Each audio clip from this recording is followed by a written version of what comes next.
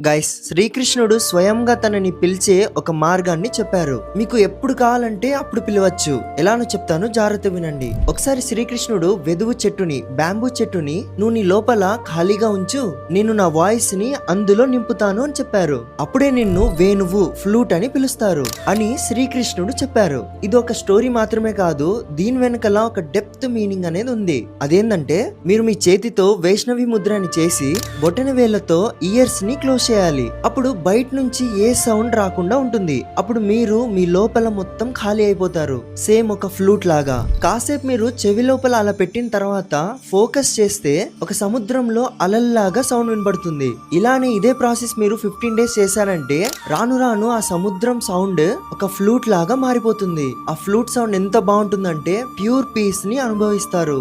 అదే శ్రీకృష్ణుని యొక్క వాయిస్. ఆ సౌండ్ విన్నాక మీరు శ్రీకృష్ణుని యొక్క ప్రెజెన్స్ ని ఫీల్ అవుతారు.